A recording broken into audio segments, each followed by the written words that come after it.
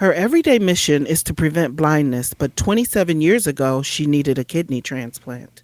I remember them whisking away my baby to the neonatal intensive care unit while I was fighting for my life as well. That's kidney transplant recipient and executive vice president of the eye bank in Illinois, Eversight, Diane Hollingsworth. I'm Monica Fox, kidney transplant recipient and director of government relations for the National Kidney Foundation of Illinois. On this episode of The Journey Continues, Diane shares her remarkable journey as not only a recipient, but also as a leader in the field of vision restoration through donation and transplantation. Hi, Diane. How'd your kidney disease journey start? Well, I was first diagnosed in 1991 at age 32. At the time, my husband and I had two daughters, aged 3 and 2, and I was pregnant with daughter number 3. So life was good, had a great career, a wonderful family. What happened was I was diagnosed with preeclampsia with my first pregnancy, which is not unusual. But then I was diagnosed again with my second pregnancy, which was a little more concerning because I had elevated blood pressure and an added burden to my kidneys. But my kidney function returned to relatively normal after each of those births of those children. It was not until the third pregnancy that I was diagnosed with kidney disease. My kidneys were failing, and I had an emergency C-section at 30 weeks of the pregnancy. I remember them whisking away my baby to the neonatal intensive care unit while I was fighting for my life as well. I finally talked a nurse into taking me to the NICU unit after a few days, and I arrived to find my pastor giving my daughter her last rites. But she was a fighter, and fast forward 2 months later, and my daughter Emily Ann was coming home with us. So it was a really positive thing to a really tense time. So my kidney stabilized after that, and I believe God does not give you more than you can handle. And I needed to be healthy for my girls. So I eventually went back to work while spending time with my 3 precious little ones. But about a year later, I was up giving a presentation at work and I started hemorrhaging. I drove myself to the hospital, and the next thing I remember was a few days later, I was in the hospital on dialysis and had a hysterectomy to stop the bleeding. The nephrologist described it as my kidneys falling off a cliff. And that's sort of where my dialysis and transplant journey started. Wow, what a story. As mothers, we give so much of ourselves in giving birth and we push forward. And I'm so glad that Emily survived and that you had the strength to get through that part of your journey. What was your Right. experience like waiting for a transplant? Well, I started out on hemodialysis and I eventually moved to peritoneal. And it was a crazy journey as I was still working. I was back at work and I did fluid exchanges at home, at work, in my car, and I even traveled. So Baxter would send my needed dialysis solution to the hotel while I was traveling, and I would have it there for me for my business trips. So they were amazing and caring. But eventually, I had to move to home dialysis. I needed more. Remember my probably one of my most vivid memories is my girls would get their teddy bears and they would play dialysis with them. The bears and the girls all wearing masks, which is appropriate to this time, right? Yes. Um, and they had tubing to pretend they were giving the bears dialysis. It was determined that most likely started my kidney disease was a summer in college when I had a prolonged sickness and the lack of proper treatment of a strep throat. And the strep settled into my kidneys and started the slow deterioration. And the pregnancies just, made it worse. So eventually I had a transplant in November 1993. I was very, very lucky. I had a few eager siblings and my mom to get tested. And I ended up getting a second chance of life from my mom. So here I am 27 years later with an 85-year-old kidney and all is well. And I'm so grateful. I look back at that time and I truly thought I was doing well through it all, but I have a lot of memory gaps as I think you're just existing to make it through to another day. But my transplant has been successful and things have been really great ever since. Again, a mother's love, the Yes. strength of your mother to give you her kidney, and that kidney working like crazy still today. I Hmm. love it. I love it. How's being a transplant recipient affected your work and your personal mission? Well, it's kind of an interesting story. Around 5 years later, I called the Kidney Foundation of Illinois to buy Christmas cards, actually. And I met the CEO at the time, Willa Lang, and she recruited me onto the board of directors. And at the same time, I left the corporate world because it changes your view on how you want to spend the rest of your life. So I wanted to start my own business so I wouldn't have to travel so much. But I have to say, I was devastated when I learned from my previous insurance company that was obligated to provide me coverage. But what I didn't know is that they had to provide you coverage, but they don't have to provide it at the same level or the same price. So I remember reading my coverage letter, and it was for catastrophic coverage only for a premium of $40,000 per year because of the kidney transplant.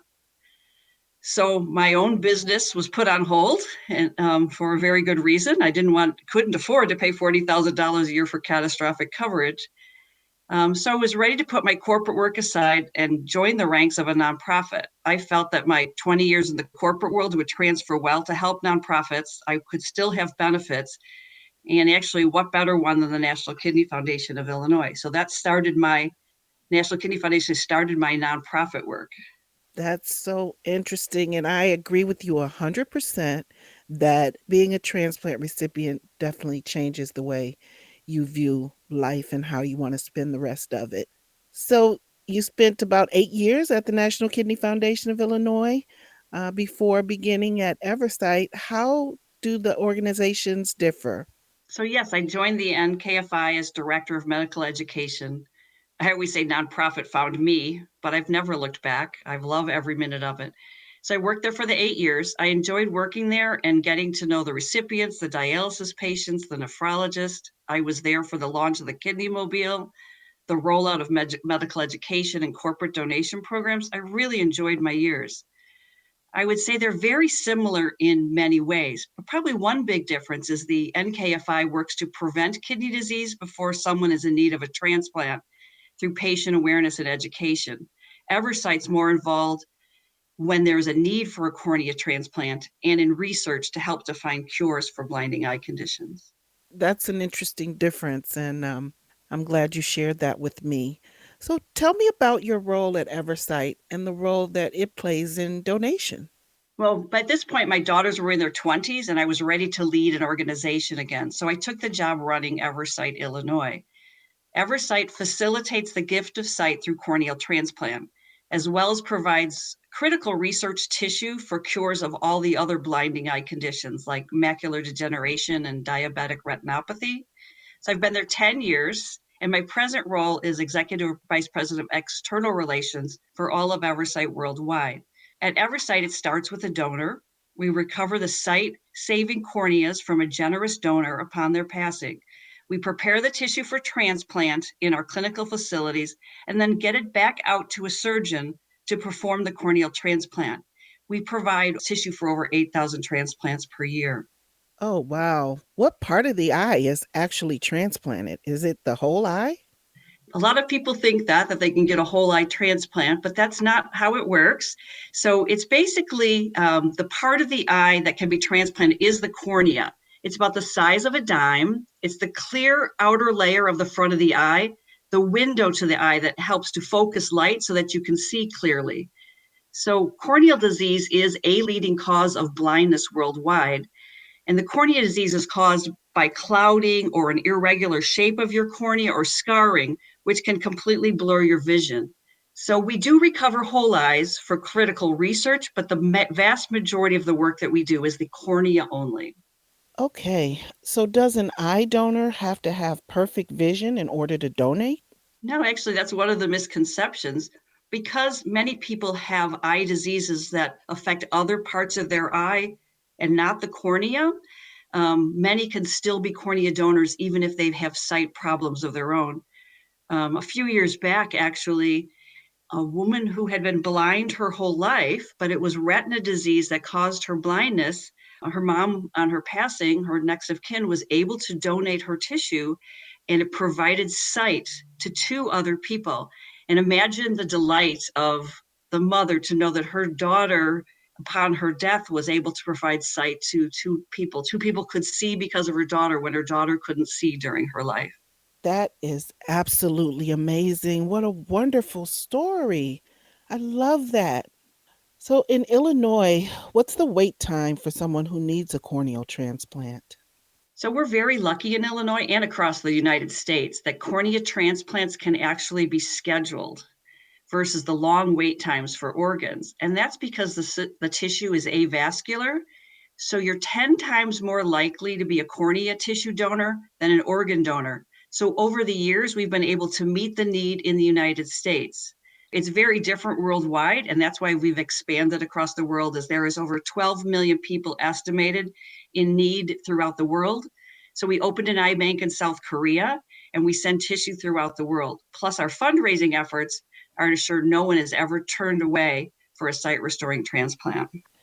That's beautiful. So, you're actually restoring sight worldwide. Yeah. One transplant at a time. Tell me about someone whose vision has been restored and the impact that it had on their life. One story that always sticks in my mind is that I've been there 10 years. I first met a young girl. She was actually featured in a poster that was at the Secretary of State's offices with Secretary White. And so I've had the pleasure to follow her over the past 10 years that I've been at Eversight. And from a young girl, she was struggling in school, struggling to find her way. She couldn't read, she couldn't write. But now, as a young woman, and after 2 transplants, she's thriving in college and following her dreams and doing amazing things and is so grateful.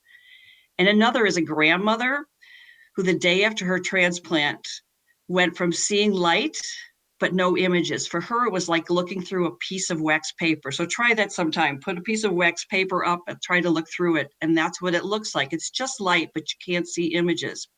And after her transplant, the next day, she looked out her front window and she could see the bricks on the house across the street and even the mortar between the bricks and the flowers in the front yard. And she talks about how she could see her kids, that she truly hadn't seen them in years. And the funny thing she always says is that she had no idea how much dust was in her house, so she could see that too. But she said it really changed both their lives. Some things you don't need to see, huh? The dust around. Right. That's beautiful. Those are two stories that touch my heart. Thank you for sharing those. What are some of the myths and misconceptions about corneal transplants, the common myths and misconceptions? Well, the myths are very similar to organ donation. However, there's one that's been added for corneal donation. For some people, they believe the eyes are the windows to their soul, and they'll consent to donation, but not their eyes. So we've had to do a lot of education and work with them on what a wonderful gift the corneas can be to provide sight. So I think every year people become more and more open to donation, and this has become less and less of an issue. I will tell you that I've gotten to know so many donor family members, and they are so happy that something good came from something so tragic. And someone is able to read, play sports, see their grandchildren, and see all the beauty in the world because of their loved one's donation. What are the biggest challenges for the future of organ, eye, and tissue donation? Well, we're definitely all in this together. We're looking for ways to meet the critical need for transplants worldwide, and we hope to find new therapies to provide life and sight for those in need. I think that's why we have to devote our resources to not only provide the best possible outcomes for corneal transplant recipients, but we have to also work on innovative therapies like regenerative medicine and research into cures of all blinding and conditions. And I think that's the same with kidney disease. And another key thing for us, and I think it's across organ and eye and tissue, is that the insurance coverage is key. You heard my story about how insurance changed my course, but we need to figure out ways to ensure that organ, eye, and tissue transplants are covered by insurance. For cornea, we're seeing more and more private insurance companies attempting to exclude the coverage. So there's still so much more to do in that area as well. Yes, there's a lot of work to do, and with strong people like you at the helm of organizations like Eversight, I think we can get it done. And I just want to thank you for spending this time with me. This has just been a fascinating conversation. I'm encouraged and delighted by your 27 years. That encourages me as I work towards my 4-year transplant anniversary. So thank you so much for this conversation, Diane. And thank you, Monica. It's so grateful to serve the donation community. Like I said before, I feel like nonprofit found me and donation found me, but it's been a wonderful journey, and I really like to serve in this area. You have the power to restore sight by choosing to become an eye donor. You could give someone the gift of sight. To join the registry and to learn more about the work Diane and Eversight are doing, visit eversightvision.org. At NKFI, prevention is a major part of our mission. That's why at the end of each episode, you will hear a nutrition tip. Here's Dr. Melissa Prest. Here is today's nutrition tip about healthy snacking. Savory or sweet, snacks can be a part of a healthy diet. You may be wondering, what snacks are best for me? If you do not have a good appetite, you can always use snacks to make sure you are meeting your nutritional needs throughout the day. Smoothies, protein shakes, peanut butter with a piece of fruit are some great examples of how to get in extra calories, protein, fiber, and vitamins and minerals by eating a snack. If you're treated with dialysis, a snack like a hard-boiled egg or half of a tuna or chicken salad sandwich is an easy way to replace the protein lost during your treatment. And I love how snacks are a way to get an extra servings of fruits and vegetables throughout the day. What if you have a great appetite and still want a snack?